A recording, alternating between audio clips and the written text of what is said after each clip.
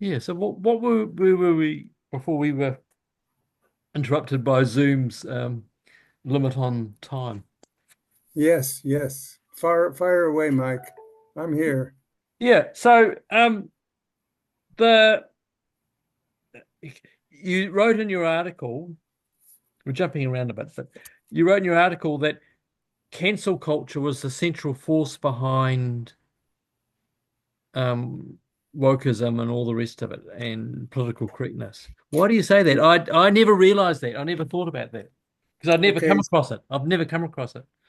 the uh, the necessity is for the ruling class to control the working class, and this is the time of deep going crisis for capitalism.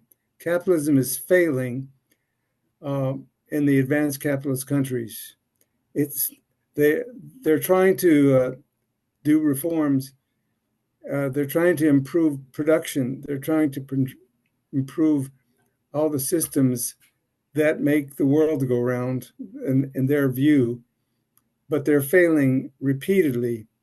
So what they have started to do, among other things, is print um, money out of thin air and try to run up a huge debt, and they have run up, trillions upon trillions of dollars in indebtedness because they cannot make a profit anymore. Now that's another story. We'll get into that in some other interview, I'm sure. Yeah. But the point is, they're running into a panic situation. They're panicking over uh, the carbon footprint, the so-called climate catastrophe. They're panicking over their capacity to rule. Above all, they're panicking over their inability to control the forces of the working class that are beginning to gather. And this is why they have to build up a buffer zone between themselves and the workers. And that buffer zone is the meritocracy. The meritocracy controls the means of communication, the universities, the social media, the mass media, the newspapers and TV shows. And if they can get the cancel culture to be firm, to be strong, to demand, to make a demand and stick to it, that's what they want, so that they can have this force that sustains them, the force that it bears down on the working class. Now we know that Trump was elected in the latest election in 2024 because the working class is sensing that this middle class layer, the meritocracy, is doing things that that are denying their freedom of speech and denying freedom of speech, not just for working people, but for everyone, Hmm. everyone in their under their influence. Um, and this, and you see this coming out in many different ways over the past couple of years, especially in, like, for example, in the state of Florida, the governor Ron DeSantis passed had the state legislature pass a law that you would not uh, do gender indoctrination to children in the first through third grades. That was a parental consent law, and so because most of the people in most states are working people, and they don't like the idea of their children being told in school by a teacher that a boy can change into a girl or a girl can change into a boy if they feel like it. And this is outrageous to millions of working people. And so we see Trump getting elected because Trump says he'll put a stop to this. I don't think he will. I don't think he can, but he'll move in that direction. He's very good at maneuvering around and trying to get things done. He said he would, well, during his last administration, he said he would build a wall. He never built a wall. He said he was going to drain the swamp in Washington. He never drained the swamp. So we'll see what happens. Okay, go ahead. Yeah, yeah. Um, the other one was the strange term, which I can never get my head around, called diversity, equity, and inclusion. The equity stuff, for a start, seems to be the complete opposite of equality. You know, as in, what was it? Martin Luther King who said at some great speech where he wanted his children to not be judged by the color of their skin, but by their character. Hmm. You know, and the That same was with it. Mandela came up with the same sort of things, you know, which I've always believed in 100%, Hmm. the And right of everyone to participate. But yeah, equity Martin seems to Luther be King. the complete opposite of it. Yeah, King gave that speech in 1963 at the big march on Washington, which brought together hundreds of thousands, if not a million people, uh, demonstrating for civil rights. That was one of the high points of the civil rights struggle, which did a great deal, took a giant step towards unifying the millions of working people in the United States between black and white. And he said, "I hope my four grandchildren will grow up in a world in which people are judged, but not judged by the color of their skin, but judged by the content of their character." Yeah, That's what yeah, he said, yeah, and it was a wonderful statement. And millions of people thought that it was a very decent and honorable thing for him to say, and it was. hmm, And you and I are in agreement on that. And now in with wokery, they don't go by the content of your character. They don't care. They assume your character must be flawed if your skin is white. In other words, your skin tells you how you should be treated. And there's lots of references to that problem.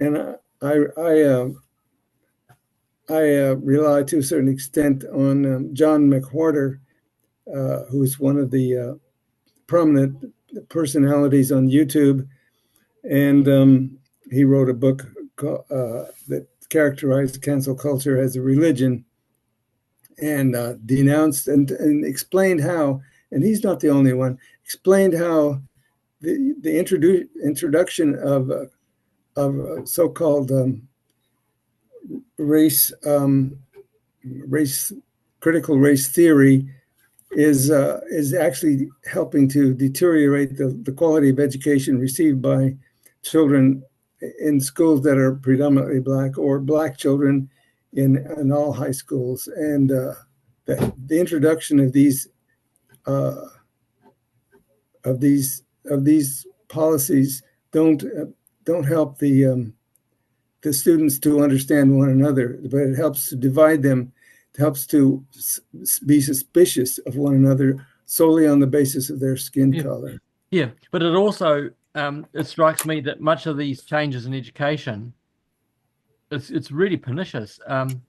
That I struck it at the local Polytech here. That the standards, the students aren't being made to work to to to achieve a level of learning. It's almost like they're all precious and we're going to pass them all and all this sort of thing. And it's actually deeply eroding education right across the board. That's right. Yeah, for The many people, for all regardless of the color of the skin, it's just oh, you poor thing, we of course we'll pass you. We can't fail you. It's just, well, that's actually, if right. you want to learn, you've got learning takes work. That's the key message is that to learn, you've got to work at it. That's right. And That's everybody right. can work at it. Everybody can learn, but you've got to work at it. That's the key thing The, behind all this. yeah, yeah. The teachers, uh, they're many of the teachers are affected by the meritocracy and cancel culture, and the idea that once they are given a job, that if they're black, they're not going to have anyone challenge them, so they can say what they want, and many of them, they go in different directions. Many of them want to encourage uh, all children to get along together. But on the other hand, if they're woke, they go the opposite direction. It's a form of, almost a form of segregation, Mm, recalling the days of before the civil rights movement. yeah, So yeah. anyway, Right.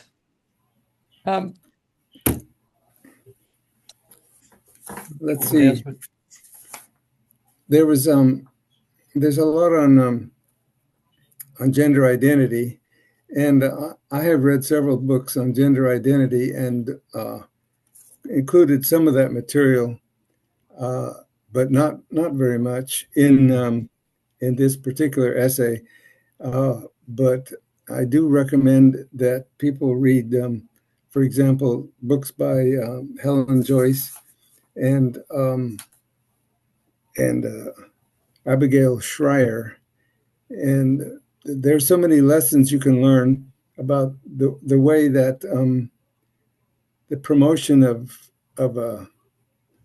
gender identity ends up feeding poor innocent children into a nightmarish travail of surgeries and puberty blockers and cross-sex hormones, feeding testosterone to girls and estrogen to boys, the puberty blockers to prevent them from going through puberty. If your puberty is blocked, if you're a male person going through puberty, you develop male secondary sex characteristics.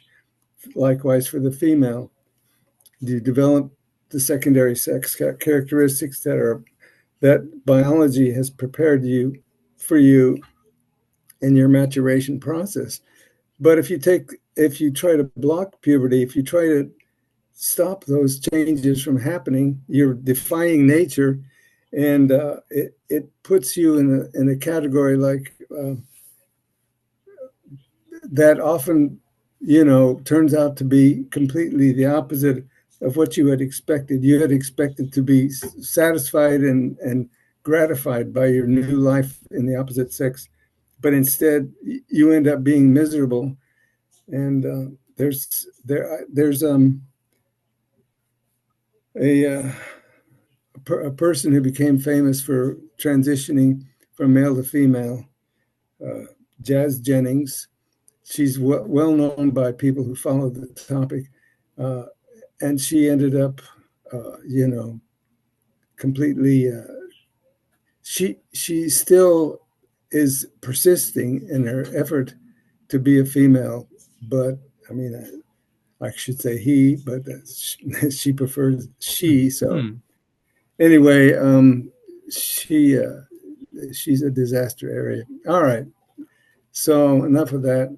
But denying science, denying biology. One thing more, just before I shut up here, the National Association of Science has a project going to evaluate scientific articles. And you mentioned earlier Scientific American, but Scientific American has gone woke, and so has Nature magazine. But there are many scientific journals, depending on the specialty, and they're evaluating the effect of the anti-scientific tendencies of wokery to invade and pollute and corrupt the articles in the scientific journals. And that's one of the services that they perform in the National Association of Scholars. By the way, the National Association of Scholars has an excellent study on the history of divestment, BDS, boycott, divest, and sanctions against Israel, which is an anti-Semitic movement which has been developing in the universities since the 60s, and has become, one of the forces that emerged in the recent period after the attack of Hamas on the Israelis in October 7th, 2023. But that they produced a study which is called the Company They Keep, and that's one of the things that I have recommended several times on Facebook. Read that. You read the history of the boycott, divestment, sanctions movement. You get an idea of how anti-Semitism has been preserved and perpetuated and advanced in the universities over many Yeah. decades. Yeah, I found that absolutely surprising. Um, I think October 7 really shocked me that that had happened. And then seeing that the anti-Semitism emerging out of this cancel culture wokery, they all seem to be every 100% of them seem to be just a whole lot of them seem to be anti-Semitic, seem so deep. And I just thought, educated people, they would know about the history of what happened in World War II and the Holocaust and all that. And they're the last people I would have thought to to be anti-Semitic, but they seem to be the first people to be anti-Semitic. And I found that a real surprise, and I didn't expect it at all. And now I found particularly through the disabled people's rights movement Yeah, part of, that very much the ones who are woke are draping themselves in the is it I don't know how to pronounce the word. It's the kind of like a kafia, how do you say the it? scarf, the kafia, the Kafir. Yeah. Palestinian Yeah. scarf. You're seeing them with that on Yeah, it at a yes. rally in defense of so-called, Hmm. say something on Yeah, defense of disabled people, but yeah. but they're wearing these things, and you can just pick them out, and you just think, what planet are you people on? It's just, Hmm. and it Hmm. just seems so. It's so fabricated, because I'm also now I'm the local coordinator for Friends of Israel for Invercargill. Okay, okay. We had a rally and we're trying to organize a Yes, meeting. And yeah. it's also what surprised me was the people who are the strongest at the front for standing up for the Jews were deeply religious Christians, Hmm. That's right. overwhelmingly working people or That's right. farmers. That's right. Absolutely fascinating. So I've ended up I agree with that. going to lots of churches, speaking to Yes. the pastors, meeting, Oh, getting up that's and great. standing and That's speaking great. about, and coming across Excellent. people that I've never met before, and Yes. finding that their attitudes on things, I've got far more in common with them than Hmm. with these other people. And it's all a big, it's all a big surprise to me. I, I've been, there's an organization it's international, but I don't know if it exists in New Zealand. uh, Stand with us, and it's an Yes, that rings a organization bell. Yeah. uh, against just to in the defense of the Jewish people and Yeah. Israel. Mm, And me and my companion and the comrades here in Seattle have gone to several of their mobilizations, and there have been a number of them, mm. and they're gaining in strength. And I think more and more people recognize that the Jewish people are not completely responsible for their own defense, but rather that all people, yeah, of good, all decent, humane people should join in and Yeah, help defend the Jewish people because absolutely. Mm. they are coming under this horrendous uh, this pressure now that's reminiscent of the Holocaust.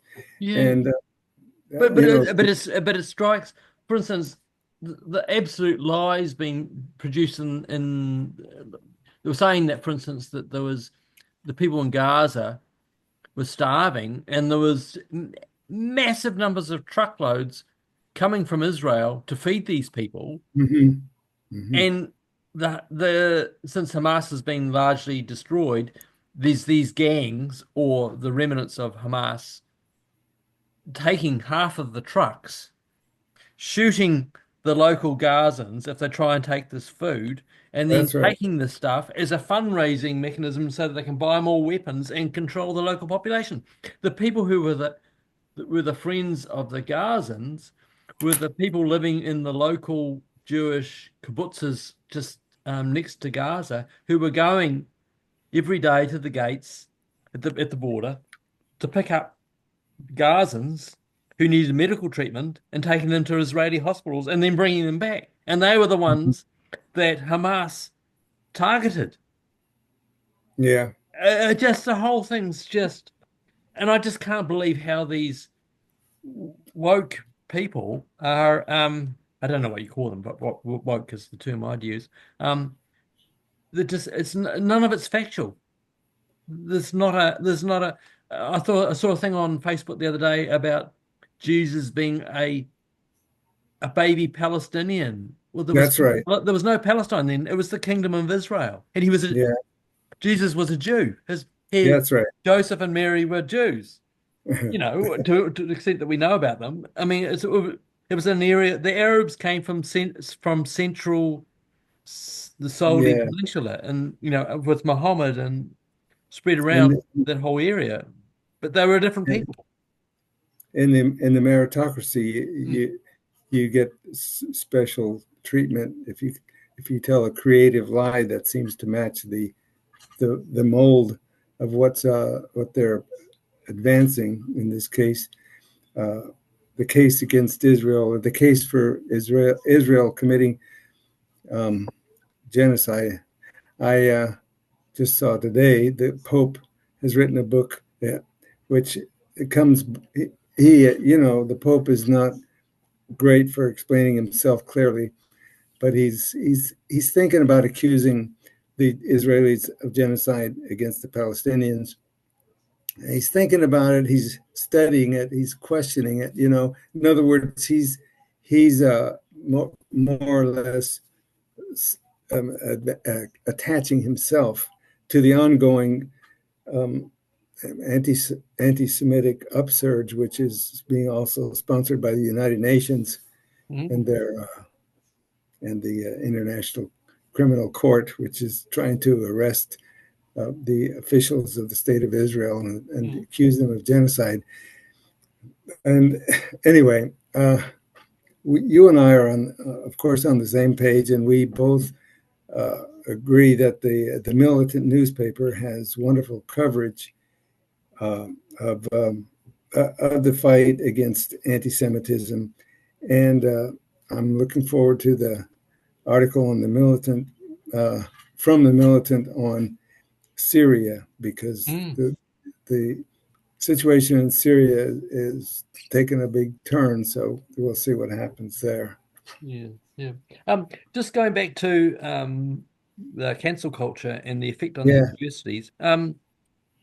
How I mean, not all the professors or the scientists in those research institutions will be caught up in this. Is it mainly the social sciences?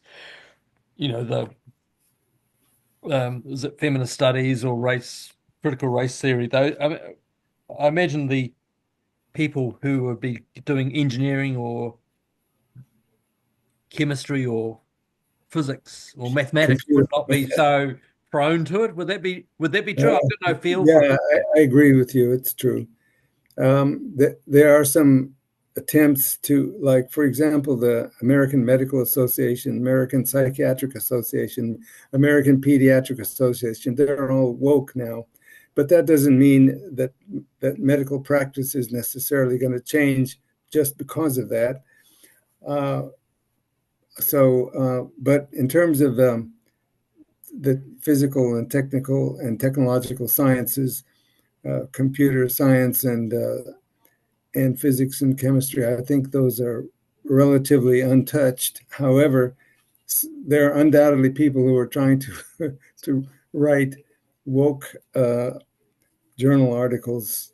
Hmm, I haven't really looked into it that much, but hmm, anyway, yeah, because the capitalist class needs technology. If they don't need anything else, they need technology to keep industries going. To keep production going and yeah, supply the world with commodities yeah, that's right. as best they can, which they can't do so well anymore. Yes, it is a fair crisis. Oh well, I think it probably brings this to an end. Okay, that Yeah, sounds that yeah, sounds good to me. But yeah, we need to talk again at yeah, some point in the future, and perhaps touch upon one or another yeah. of the other essays that I wrote. And I do think um, one of the ones that I'm updating at this point has to do with the development and implementation of bourgeois ideology, primarily in the United States, but also in the advanced capitalist world generally, so that a minority can rule. As it is, the capitalist class is a small minority of the population, but they rule. And they can only do this if they convince people to vote for their political parties, the Democrats and Republicans. And these parties are backed up not only by the members of the parties and the politicians, but also by all sorts of think tanks and institutions, foundations that promote the kind of ideology that makes the capitalists look like, oh, we're here because we're so beneficial to the population, and we give out these jobs, and we make an even playing field for the whole working population, so that it's the best of all possible worlds, so they say. Anyway, so there's an essay. So that's plenty to talk about in future. Yes, by all means. Okay, so thank you very much. And hey, thank you, Mike. I really appreciate the opportunity. Yes. Okay, right. And we'll talk again. Okay, thank you. Bye-bye. Bye.